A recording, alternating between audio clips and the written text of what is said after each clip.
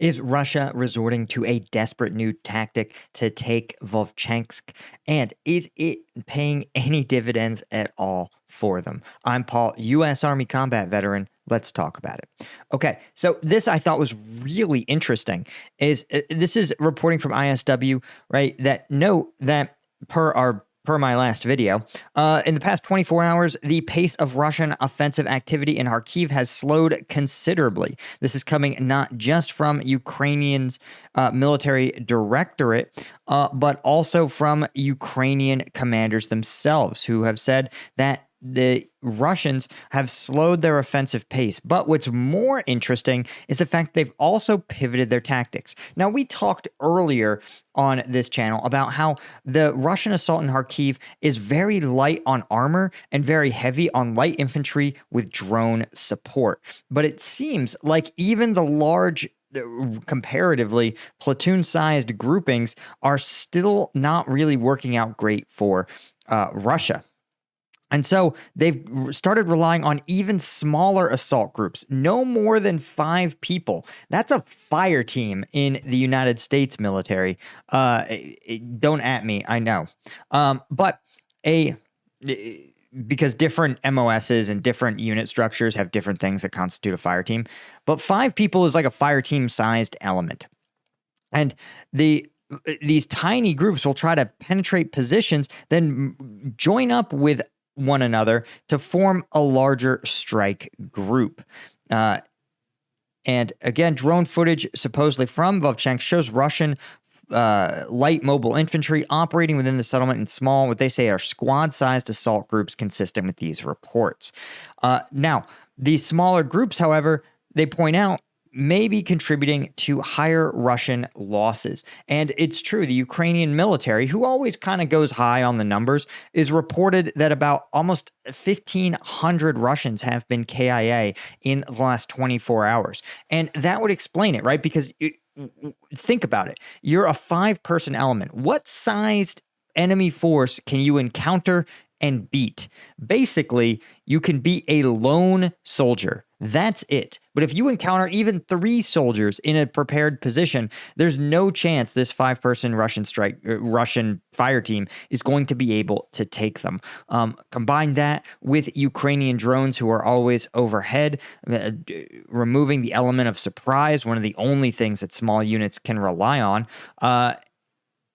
And you have a recipe for disaster or for very high attrition rates. And of course, the problem is you can only sustain high attrition rates for as long as you have forces. And Russia, while it can certainly stomach a lot of losses, it can't ramp up the burn rate of its troops like it seems to have been. Now, one Russian mill blogger who actually had been an instructor in Storm Z units said that these small Russian assault groups might actually be indicative of just poor training and preparation and is not really an effective new tactic. It's more, so it sounds like he's talking about more the fact that these small groups aren't trained to operate as squads, right? You need the way the U.S. military trains its units, and I think this is pretty emblematic of most organized militaries, is you learn individual soldier skills first, right? How to be a lone soldier. So using your weapon, using a radio, doing self-aid or immediate medical care. Then you learn how to fight as a fire team. You learn about formations. You learn how to have a sector of fire. You learn how to use hand and arm signals to communicate with one another. Then you train as a squad. You learn how to do bounding overwatch. You learn how to do a patrol base operations. You learn how to pull security in shifts and how to maneuver and how to conduct a flanking attack. Then you train as a company in which you engage in multiple lines of effort and you have even larger overwatch positions. You learn how to employ different combined arms fires. But the idea is that you need, if you wanted to work your way all the way up, and in the U.S. military, we work our way all the way up to the brigade combat team level, right? So something like 3,000 to 4,000 troops executing very complex combat tasks, right? But it takes time. In the U.S. military, it takes us about a year to go from individual soldier skills all the way up to brigade readiness. And that's starting with troops who have completed their basic training. So if you're Russia, you might sit there and say, listen, we just got this guy out of prison. if you have 14 to 20 days of training, you're not going to be able to train them to operate as anything other than fire teams. They may not literally be organized into units larger than a fire team. So that could be what he's talking about here. It's a little speculative, but it would absolutely track with some of the things we've seen about kind of the way that some of these units appear to take fire, and they just sort of start to run in ways that don't look like they've been trained to do anything under fire. Just total panic. So, but that doesn't mean, of course, quantity has a quality all its own. And when we look at the last 24 hours of combat operations, we see something interesting. First off, you can see that there's been no real movement in Hyoboka or Lukiansky.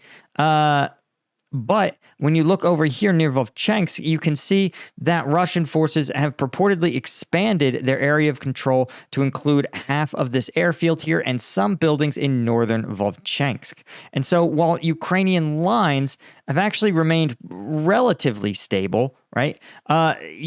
Except for here in this border region, which it seems like, again, this is low-value terrain. I really suspect the Ukrainians are just withdrawing from it because it's not worth holding and instead relying on what looks like the Vovcha River, or creek, I guess. The Vovcha River and creek as a better kind of defensive line. But Ukrainian forces haven't really lost that much control of Vovchansk, but the area that's marked as Russian-controlled is much greater. You also see a pretty big Russian thrust here near Borukata.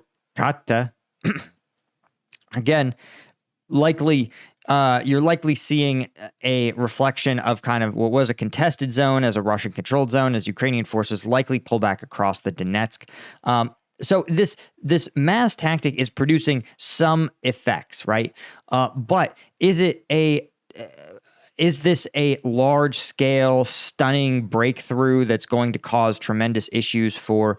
Are they threatening Kharkiv with this type of movement? No, this is Russia doing exactly what we talked about, which is once they get into a developed urban area, they are very effective at just simply swarming into building after building, right? It's very hard it's easy for Ukraine with its standoff, its drones, its artillery, its technology to hit a unit that passes through a large open ground.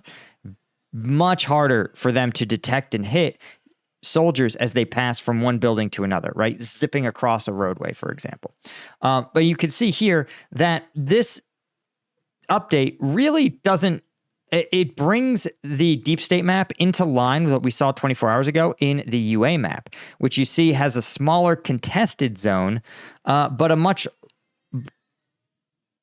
reflects a much more like strongly delineated line of control, right? It's been over 24 hours that Live UA has reported that this roadway demarcates the boundary between Ukrainian and Russian control of Vovchansk. Now, we are going to talk about Ukraine's strategy to thwart this issue in just a second. But of course, if you need to find a new strategy to get things done in your day, you want to check out Strike Gum. 90 milligrams of caffeine in every piece, 100 milligrams of alpha GPC, zero sugar. It's better than an energy drink in every way. Plus, now we actually have just rolled out our 5-pack bundle. So that way, if you don't want to drop, $70 for the 75-piece box, but you also are like, yo, I'm not going to order 1 pack of gum and pay for shipping. The 5-pack is that nice sweet spot. And we are on Amazon. We're still working on getting the 5-pack onto Amazon. It's a little funny, but if you're interested, check it out, strikegum.com, or you go to Amazon, just search Strike Gum Energy. Now, let's talk about what Ukrainian officials want to do about this. And this is what I thought was really interesting. They are asking the U.S., they say, listen, we really want the green light to hit targets in Russia with your weapons, your HIMARS systems. Because they say, the Ukraine says, we watched Russia prepare this Kharkiv offensive. We watched them mass their troops, prepare to fire on us, and we couldn't break it up. Normally, this is how This is classically how the Russian forces are unable to launch major offensives, is because Ukraine constantly spots them and breaks them up when you have this kind of deep front line. And Russia sort of realized that this was a problem. This is why they chose to open this Kharkiv front, because they believed if they can't win with superior tactics, then they can win by exploiting Western policymakers' constraints.